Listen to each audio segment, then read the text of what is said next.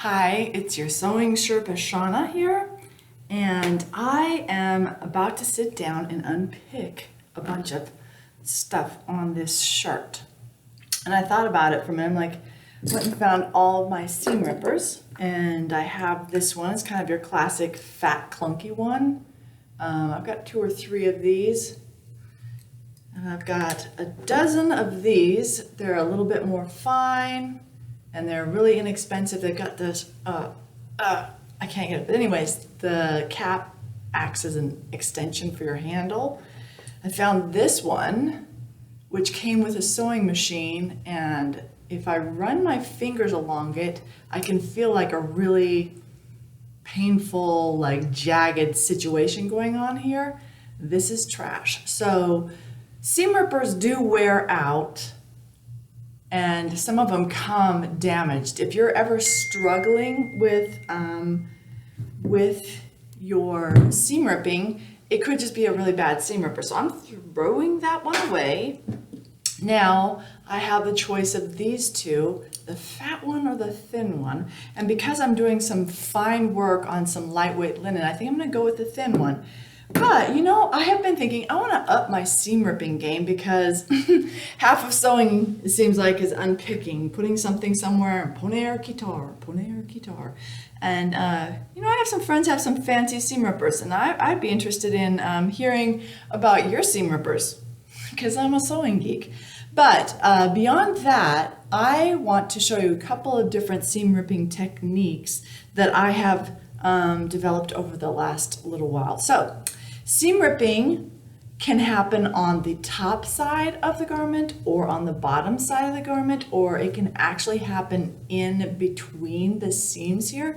So I'm going to do backside first. So why would you choose backside over front side? Just in case you make a mistake, right? So one of probably the most common ways to pick, just like get your seam ripper to go under one stitch and then go to the next stitch and slide it in and pop it and slide it in and pop it, and being careful not to catch the yarns in your material. And then you can go around, and then when you're done you can pull it off from the front side. And I'll tell you, that is a fine way of doing it. What I like to do is I popped it off from the back side, or if I popped off from the front side. Either way, I didn't pop the thread from the front side. So if you'll see here, I have got this unbroken on this side, and the back side has been popped a little bit, right? So once I have this handle, I'm going to call it a handle. And this does not work if you're working with like a really fine silk or something that's gonna, man, this camera's making my teeth look really white. They're not white. Okay, so I'm grabbing onto this handle and I'm gonna pull until it pops. And what happens is sometimes when you pull that, you're gonna get a couple of spare stitches that pulled on the other side. And if so, I don't think it did this time, but it might have. What I can do is I can grab on, oh it did, grab onto the stitch on the back side and pull that until it snaps. Then I'm going to separate the 2 layers, just kind of yanking them just a little bit, not enough to damage the fabric, but just to separate the layers again. And then look, I've got a handle on this side. So what this does, this is kind of how tailors do their unpicking.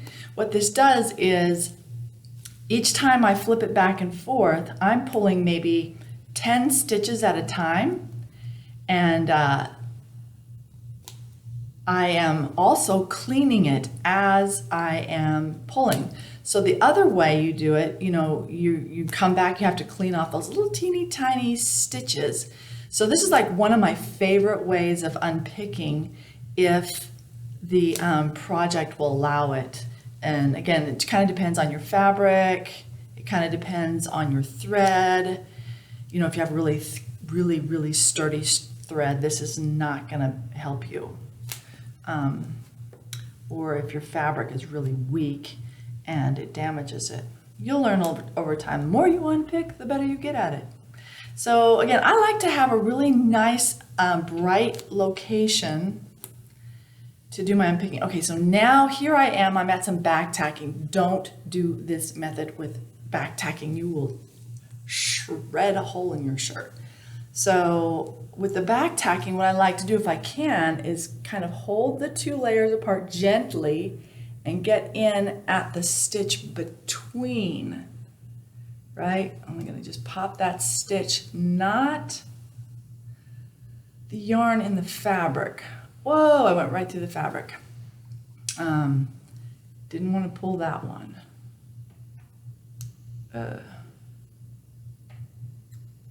Because back tacking is a hard one to do from a surface point of view because you've got, you know, stacked stitches. So getting in between is a little bit easier. So I have now removed that pocket, and if you look at the front of the shirt, you can kind of see some holes left over from where the needle went through. And one of the things that you probably, maybe you can't, but it's like, I can see it. Ugh, the lighting's off here, but you can hit it with an iron to kind of press those back. In fact, maybe a little bit of water sprayed on it and then the iron, and that should kind of seal those holes back up again, get everything to lay flat, and then you can place your pockets where you actually want them, 2 inches up.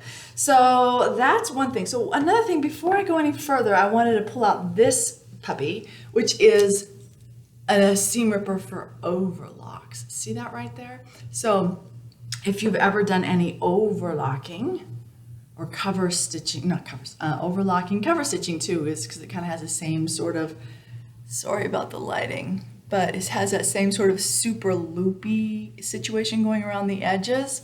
Let's see if it's better back here.